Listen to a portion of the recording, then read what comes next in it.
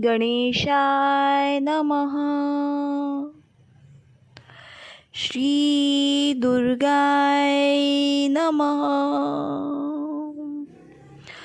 अथ श्री द्वितीय अध्याय प्रारंभ। देवताओं के तेज से देवी का प्रादुर्भाव और महिषासुर की सेना का वध। विनियोग। ओम मध्यम चरित्र के विष्णु ऋषि, महालक्ष्मी देवता, उष्णिक छंद, शाकंभरी शक्ति, दुर्गा बीज, वायु तत्व और यजुर्वेद स्वरूप है।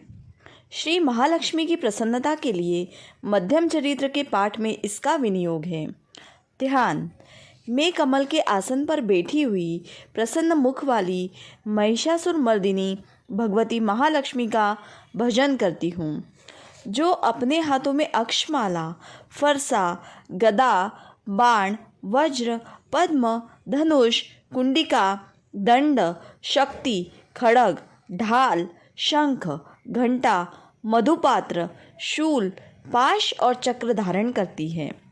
ऋषि कहते हैं, पूर्व काल में देवताओं और असुरों में पूरे 100 वर्ष तक घोर संग्राम हुआ था।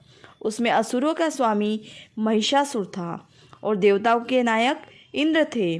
उस युद्ध में देवताओं की सेना महाबली असुरों से परास्त हो गई। संपूर्ण देवताओं को जीतकर महिषासुर इंद्र बन बैठा। तब पराजित देवता प्रजापति ब्रह्मा जी को आगे करके उस स्थान पर गए जहाँ भगवान शंकर और विष्णु जी विराजमान थे। देवताओं ने महिषासुर के पराक्रम तथा अपनी पराजय का यथावत वृतांत उन दोनों देवेश्वरों से विस्तार पूर्वक कह सुनाया। वे बोले, भगवान, महिषासुर सूर्य, इंद्र, अग्नि, वायु, चंद्रमा, यम, वरुण तथा अन्य देवताओं के भी अधिकार छीनकर स्वयं ही सबका अधिष्ठाता बना बैठा है। उस दुरात्मा महिष ने समस्त देवताओं को स्वर्ग से निकाल दिया है। अब वे मनुष्यों की भांति पृथ्वी पर विचरते हैं। दैत्यों की यह सारी करतूत हमने आप लोगों से कह सुनाई। अब हम आपकी ही शरण में आए हैं। उसके वध का कोई उपाय सोचिए। इस प्रकार देवताओं के वचन सुनकर भगवान विष्णु और शिव ने दैत्यों पर बड़ा क्रोध किया। उनकी भौहें तन गई और मुंह टेढ़ा हो गया। तब अत्यंत कोप में भरे हुए चक्रपाणी श्री विष्णु के मुख से एक महान तेज प्रकट हुआ। इसी प्रकार ब्रह्मा, शंकर और इंद्र आदि अनन्य देवताओं के शरीर से भी बड़ा भारी तेज निकला। वह सब मिलकर एक हो गया। महान तेज का वह पुंज जाज्वल्यमान पर्वत सा जान पड़ा। देवताओं ने देखा, वहाँ उसकी ज्वालाएं संपूर्ण दिशाओं में व्याप्त हो रही थी। संपूर्ण देवताओं के शरीर से प्रकट हुए उस तेज की कहीं तुलना नहीं थी। एकत्रित होने पर वह एक नारी के रूप में परिणत हो गया और अपने प्रकाश से तीनों लोकों में व्याप्त जान पड़ा। भगवान शंकर का जो तेज था, उससे उस देवी का मुख प्रकट हुआ। यमराज के तेज से उसके सिर में बाल निकल आए। श्री विष्णु भगवान के तेज से उसकी भुजाएं उत्पन्न हुई। चंद्रमा के तेज से दोनों स्तनों का और इंद्र के तेज से मध्य भाग कटी प्रदेश का प्रादुर्भाव हुआ। वरुण के तेज से जंघा और पिंडली तथा पृथ्वी के तेज से नितंब भाग प्रकट हुआ। ब्रह्मा के तेज से दोनों चरण और सूर्य के तेज से उनकी उंगलियां हुईं। वसुओं के तेज से हाथों की उंगलियां और कुबेर के तेज से नासिका प्रकट हुई। उस देवी के दांत प्रजापति की तेज से और तीनों नेत्र अग्नि के तेज से प्रकट हुए थे। उसकी भौहें संध्या के और कान वायु के तेज से उत्पन्न हुए थे। इसी प्रकार अन्यान्य देवताओं के तेज से भी उस कल्याणमयी देवी का आविर्भाव हुआ। तदनंतर समस्त देवताओं के तेज पुंज से प्रकट हुई देवी को देखकर महिषासुर के सताए हुए देवता बहुत प्रसन्न हुए। पिनाकधारी भगवान शंकर ने अपने शूल से एक शूल निकालकर उन्हें दिया। फिर भगवान विष्णु ने भी अपने चक्र से चक्र उत्पन्न करके भगवती को अर्पण किया। वरुण ने भी शंख भेंट किया। अग्नि ने उन्हें शक्ति दी और वायु ने धनुष तथा बाण से भरे हुए 2 तरकश प्रदान किए। सहस्त्र नेत्रों वाले देवराज इंद्र ने अपने वज्र से वज्र उत्पन्न करके दिया और ऐरावत हाथी से उतारकर एक घंटा भी प्रदान किया। यमराज ने कालदंड से दंड, वरुण ने पाश, प्रजापति ने स्फटिकाक्ष की माला तथा ब्रह्मा जी ने कमंडलू भेंट किया। सूर्य ने देवी के समस्त रोमकूपों से अपनी किरणों का तेज भर दिया। काल ने उन्हें चमकती हुई ढाल और तलवार दी। क्षीर समुद्र ने उज्ज्वल हार तथा कभी जीर्ण न होने वाले 2 दिव्य वस्त्र भेंट किए।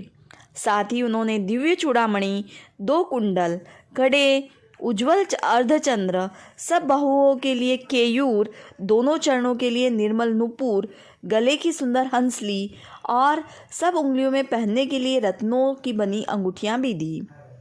विश्वकर्मा ने उन्हें अत्यंत निर्मल फरसा भेंट किया। साथ ही अनेक प्रकार के अस्त्र और अभेद्य कवच दिए। इनके सिवा मस्तक और वक्षस्थल पर धारण करने के लिए कभी न कुम्हलाने वाले कमलों की मालाएं दी। जल्दी ने उन्हें सुंदर कमल का फूल भेंट किया।